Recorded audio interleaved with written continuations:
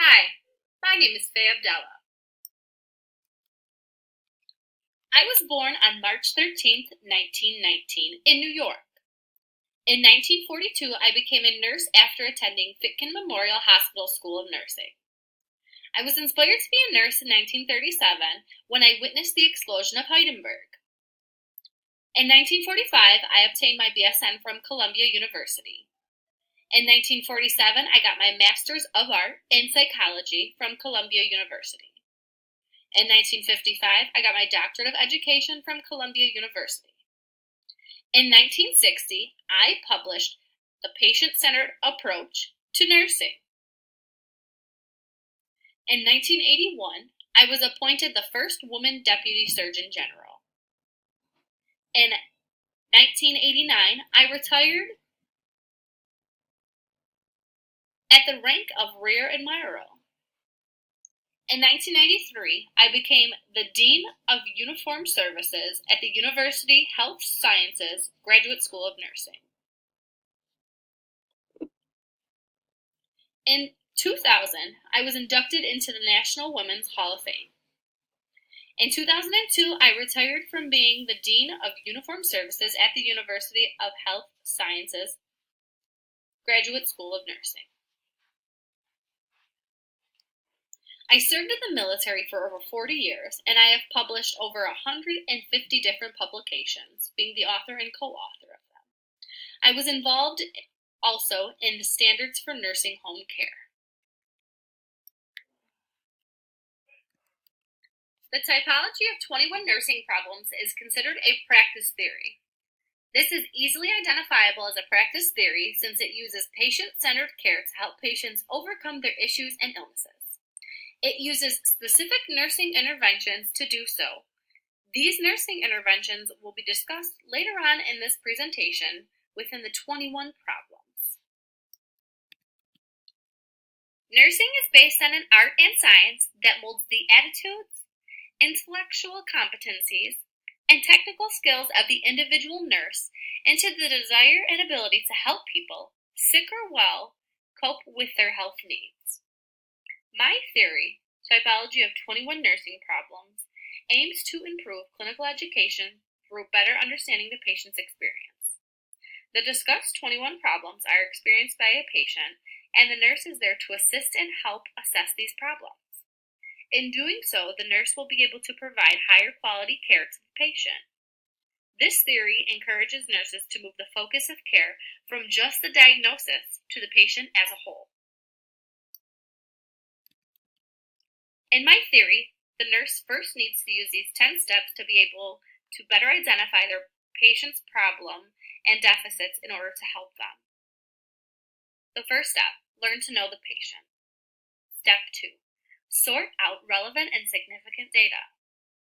Step 3, make generalizations about available data in relation to similar nursing problems presented by other patients. Step 4, identify the therapeutic plan. Step 5, test generalizations with the patient and make additional generalizations if needed. Step 6, validate the patient's conclusions about his nursing problem. Step 7, continue to observe and evaluate the patient over a period of time to identify any attitudes and clues affecting their behavior. Step 8, explore the patient's and family's reaction to the therapeutic plan and involve them in the plan.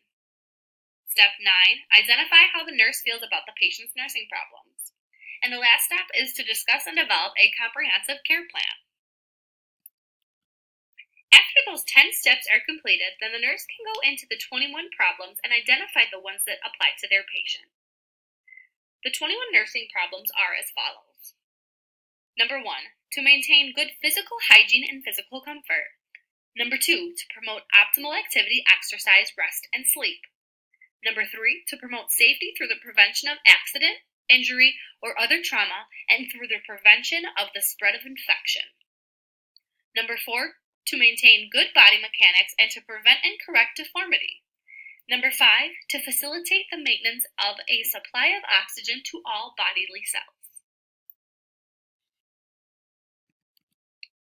Number 6, to facilitate the maintenance of nutrition to all body cells. Number 7, to facilitate the maintenance of elimination. Number 8, to facilitate the maintenance of fluid and electrolyte balance. Number 9, to recognize the physiological responses of the body to disease conditions, pathological, physiological, and compensatory. Number 10, to facilitate the maintenance of regulatory mechanisms and functions. Number 11, to facilitate the maintenance of sensory functions. Number 12, to identify and accept positive and negative expressions, feelings, and reactions. Number 13, to identify and accept interrelatedness of emotions and organic illness. Number 14, to facilitate the maintenance of effective verbal and nonverbal communication. Number 15, to promote the development of productive interpersonal relationships. Number 16, to facilitate the progress towards achievement and personal spiritual goals. Number 17, to create or maintain a therapeutic environment. Number 18, to facilitate awareness of self as an individual with varying physical, emotional, and developmental needs. Number 19, to accept the optimum possible goals in the light of limitations, both physical and emotional. Number 20, to use community resources as an aid to resolving problems arising from illness. Number 21, to understand the role of social problems as influencing factors in the cause of the illness. It is considered to be a theory because it takes the thought that the patient-centered care will have a better outcome if we treat not only the diagnosis, but the patient as a whole. This theory can be used in any healthcare setting and still be effective. There is no one particular place that it works better over another. As all other theories, it is based off of ideas and not something that is definite. It is expected to have positive outcomes, but not always have the same results. The role of the nurse in this theory is to be caring, compassionate, empathetic, and to have the patient's best interest in mind. A study that focused on the typology of 21 nursing problems was called The Presence of Nursing Students in the Hospital and Their Impact on Patient Care. This study was used to determine if nursing students, nursing staff, and patients had different views on if nursing students met or progressed towards the patient needs as the staff nurses did. Of the 21 problems, it only used 6 of them. A series of questions were asked to patients, the nursing staff, and students in regards to the 6 problems that were focused on. The study showed that the nursing staff offered greater periods of rest to these patients than the nursing students. In regards to the pain management, the nursing staff also had greater concern for the patients. Overall, the nursing staff reported higher level of care for the patient than the nursing students did. Unknowingly, this theory was applied in practice during my 4th semester clinical rotation at Bryland Hospital. When sitting down with the patients, we learned so much about them and not just their diagnoses. This helped us to understand what their triggers were, how to interact with them, and how to help them succeed as much as possible. And learning more about the patient as a whole, it helps to promote patient comfort, a therapeutic and safe environment.